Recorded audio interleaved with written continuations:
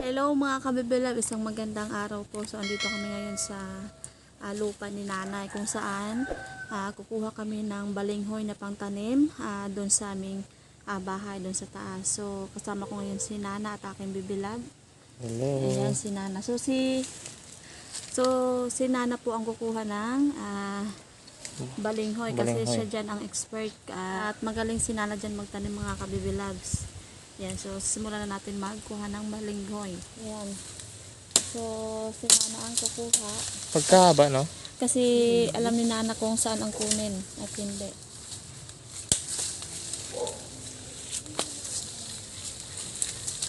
Maliban lang kung bukon kay kumadriya. Tingnan lahat. Kinana yan lahat, no? Sabi ni Nana, kapag ganito daw pag madami daw ang kanyang ito yung bongbong, tawag sa amin bongbong. So pag dikit-dikit daw yung bongbong, madami daw yung laman pag tinanim. Sige. Kapag maagwat daw ang ganito, Konti lang laman. Konti lang yung laman. Okay. Yan. So Tama na ito, isa lang. usa lang Sige. Dito lang natin. So isa lang ang kukunin na Nana kasi konti lang man ba ang itatanim doon. Puputulin na ni Nana ang balinghoy, yung ano ng balinghoy. Kailangan pala hindi mahaba. Maikli lang po. So kailangan maikli lang siya.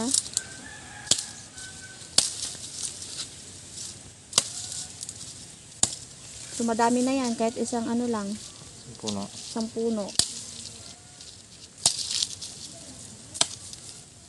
Ayan, so madami na mga kabibilab. Dami na yan. So ito daw, bukas pa daw ito matatanim kasi patutuyuin pa daw yung ito, yung dagta niya. Yung dagta. Kasi pag tinanim agad ngayon, at sabi nila, Yung laman. yung laman daw, for example, itanim na ngayon. Dito itanim. So kapag nagkalaman, paging hukay, ang kanyang laman daw ito ay mapait. So kaya papatuyuin muna yung dagta. So bukas namin to itanim ni Nana doon sa amin. So itatago namin daw ito sa mahindong. Malilom. Malilong kasi pag nainitan na, Hindi mabuhay. Hindi nga mabuhay. pag nainitan daw itong mga kabibilabs ay hindi mabubuhay. Sige. Yan. So madami na. So isang ano lang pero madami. Yan. So dito sa mahindong ilalagay at bukas kunin namin yan. At pupunta kami ngayon doon sa aming bahay. So, bibisitahin ni Nana kung okay pa ba. Tara. So, andito na kami ngayon sa aming dream house mga kabibilabs. Dito kami ngayon sa garden. So, madala akong sitaw na naman. At kasi yung ibang sitaw ko dati yung tinanim at hindi nabuhay. So, tatanim ulit ako ngayon. At si Nana ay may dalang luya. So magtatanim din po si Nana mga kabibilabs ng luya. Ayan si Bibilab Eric.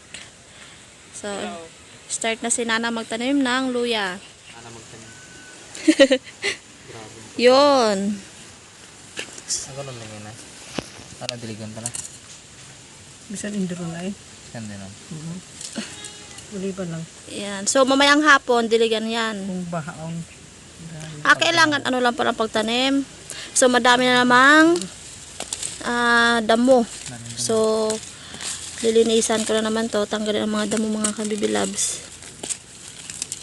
Daming tigasaw. Hindi nalalam yan. Tigasaw. Hindi, yung langgam. Langgam. So nung tatanim ako dyan mga kabibilabs sa mga gilid ng sitaw, so hindi tumubo, kinain ng dyan. Ilang piraso? Ang dami yun. Kinain ng langgam. Ay, isa lang manabuhay.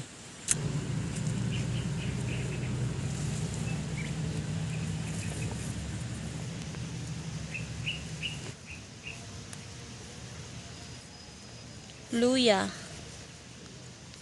Mga li Yan.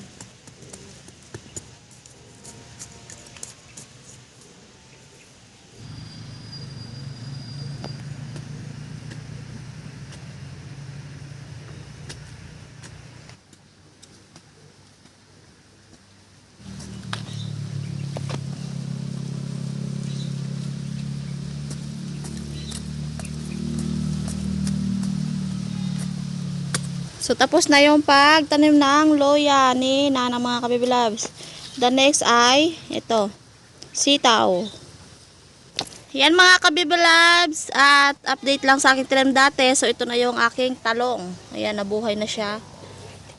Yan. So, mamaya alilinisan ko to ang mga dahon. So, madami na namang damo. At ito yung kangkong. So, maano na yung kangkong, malago ng mga kabibilabs. So, yeah. So, nung nilinisan ko, naglago na yung kangkong. So, aanihin natin yan sa sunod. At ilalagay sa ating sinigang na isda. And then, yung sitaw ko mga kabibilabs, oh, yan. So, mataba siya. Sitaw or lumabong sa amin.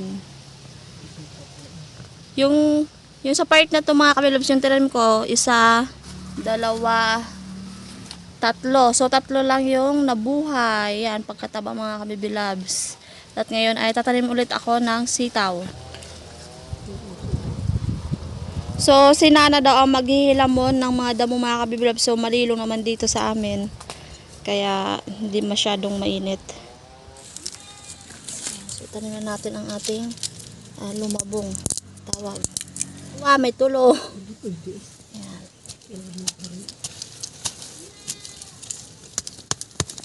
Dami namang damo ang ating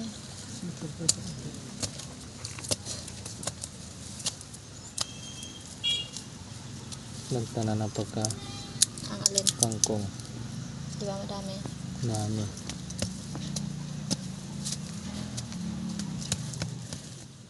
Ayan mga kabibilab, at dito naman kami sa taas ngayon. Yung sabi ko nga na magtatanim na kami ng balinghoy. So, nung nakaraan ay kumuha diba kami ng pantanim na balinghoy. So, ngayon at andito na. So, itatanim na namin ni Nana. Yan. So, wala na po siyang dagta mga kabibilabs. Natuyo na yung kanyang dagta. So, pwede na tong itanim yung ating balinghoy. So, madami to. Yan.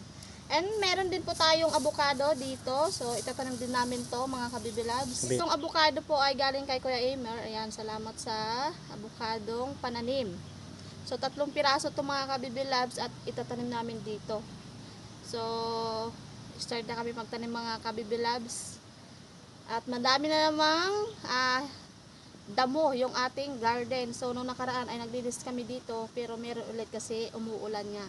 So, kasama ko si Bibilab Eric. Siya ang nagkakamera sa amin. Hello. Yan. So, tara mga kabibilabs at magtatanim na tayo. So, mga kabibilabs ay avocado muna yung ating uunahin itanim. Ang dami namang damo yung ating garden. So, kailangan tagang linisan to para magiging healthy yung ating pananim. Yan, si Nana ang magtatanim ng avocado. So, tatabunan na natin ng lupa yung ating avocado. Mamunga ka ng marami. Yan. So, tapos na yung isa. So, pangalawa ulit.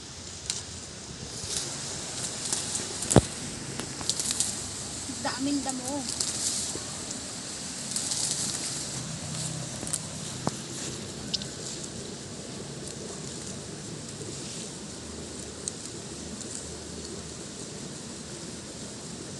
Yan. So, tapos na yung pangalawa. The next ay Tabing bahay. tabing bahay para mahindong.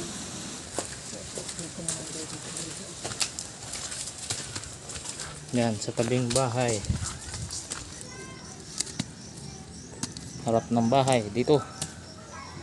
Para pag lumaki, matatabunan ang bahay. Masilungan. Hindi mainitan. Bininitan. Pagkalaki oh. Tatlo sila. Tatlo git. Astig, no? Naputol na nga yata yung isa. Saan? Tingnan yan, may Ay, putol. oo. Pero may nag-ano siya. Sa lingsing. Lingsing.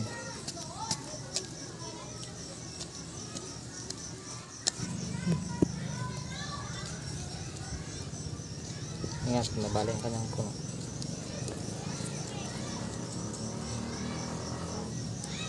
Yun.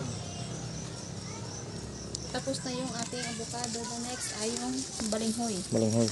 So, mataba na yung aking Sitaw. sitaw na tinanim mga kabibilaw. So, linisan ko yan. Yan. Habang nagatanim si Nana, ako ay manggahinamon.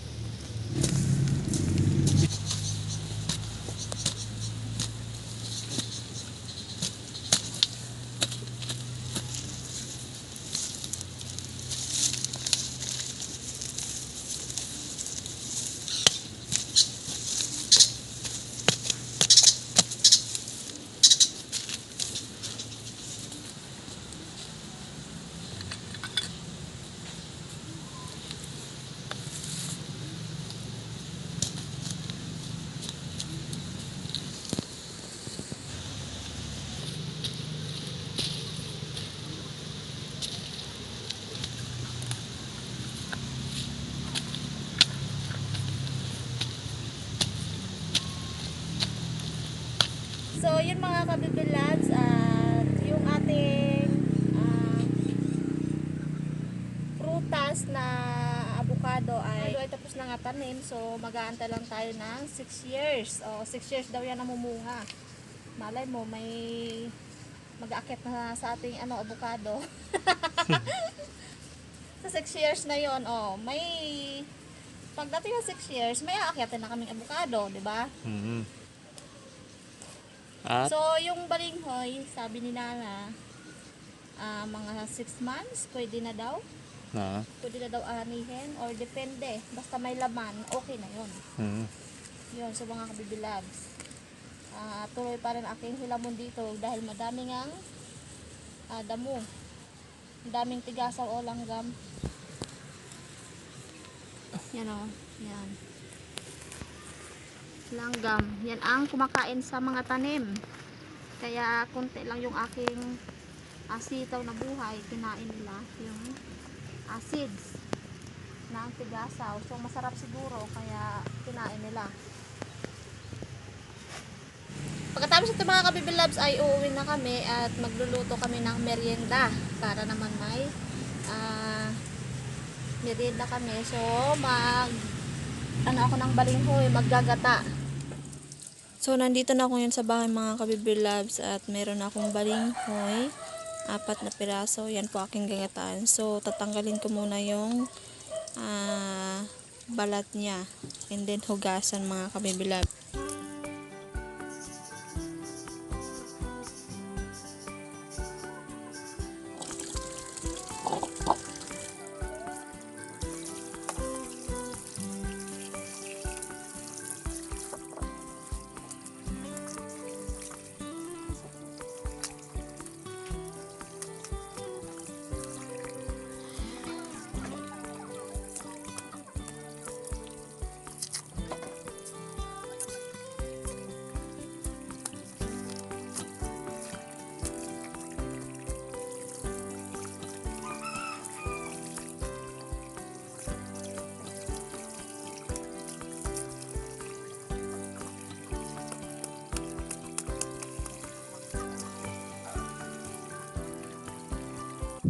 After malinisan yung ating balinghoy, so tatadtarin lang natin ito ng katamtamang laki.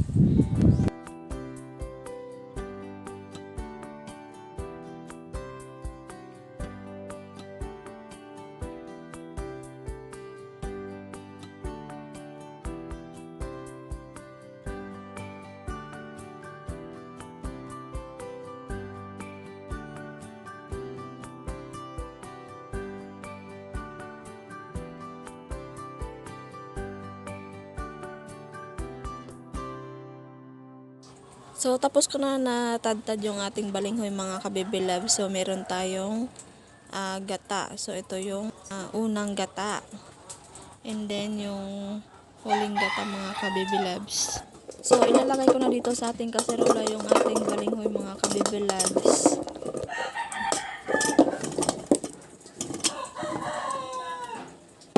At yung huling gata mga kabibilabs, so, ilalagay ko na rin. Pagkatapos ilagay ay isasalang na natin sa apoy. So, nasalang ko na and then bubuksan ko ng mga kabiblebs. Ayan, so kumukulo na yung ating kinataang balinghoy. So, masarap yung mga kabiblebs. At ilalagay ko na rin yung unang gata mga kabiblebs dahil yung ating balinghoy ay luto na rin. At maglalagay na ako ng brown sugar mga kabiblebs sa ating ginataan para matamis na miss yung ating ginataang balinghoy.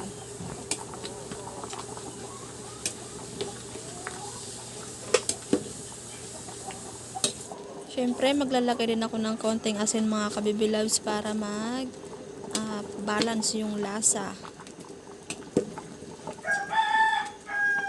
So, konting kulo lang yan mga kabibilabs at luto na rin yung ating balinghoy. So, tatakpan ko muna at may kakain na tayo. So, luto na yung ating ginataang balinghoy mga kabibilabs. Ayan, so masarap yan mga kabibilabs. At ayan kay Nana. So, kakain na kami mga kabibilabs. Merienda time na po. At gutom na si Nana sa kakatanim ng balinghoy. So, yung ating merienda ngayon ay balinghoy pa rin. Kasi kanina ay natanim tayo ng balinghoy pa rin. Yes. So, kakain na tayo mga kabiblabs. Kain na tayo. Yes. Panginoon, salamat sa binibigay sa lahat sa amin. Katagyan sa lahat ng oras. Amen. Amen. Thank you Lord. So, kain na tayo mga kabiblabs. Share lang kami dito. Ito yung aming merienda. Balinghoy. Balinghoy ang tinanim. Balinghoy ang anihin. Kumating ka. Ginataang balinghoy. Maligat. Sarap ng balinghoy. May rabo. Labo na? Sila nga pangalupan mo na, marabon mo naman pagkalim. Binangan, binlan, masarap. Gusto na. Ano? Binangan daw. Ano yan? Balinghoy din. Tapos yung nabilab. Abang yun. Bago. Balinghoy. Mga. Balinghoy? Tapos? Ano yun? Oh, Nabutang sa lata? ito po. Kumano? Iba naman yan sa salata. Yung puto bong buhat yan. Gusto lang po mo. Lubong? Mo na ito. Alam mo rin ang lubang? Yung masarap. Yan ang favorite. Lubong. Masarap kumamon. Masarap yung lubong. Masarap kumamon. Mabango lang.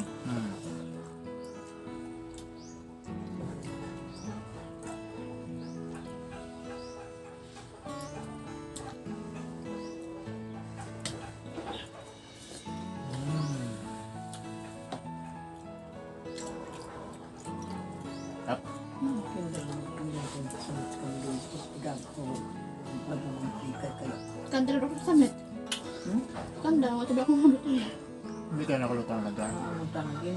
Sa amin dati, Laga lang. alaga lang. Tapos gata lang. Yung hindi pero nagagata kami pero hindi ginagantang. Nabutang ko yun. Diba? Ayan na, gusto mo na eh. Well, Gusto niya daw. Ngayon na daw siya Yan ang pala katingin. dito lang sa inyo. Nabutang ko ito buo. Buo lang ng nagagataan, diba? Tapos tinasawsaw sa ginamos, sa asin. Ito naman namin. Pati saging na. O ba? Bye-bye. Bye-bye mga kabibila. Maraming salamat sa inyong walang sawang suporta sa amin sa pagpapanood ng aming video. Bye-bye. kain mo ba kayo? God bless sa inyo. Bye-bye. Kain pa.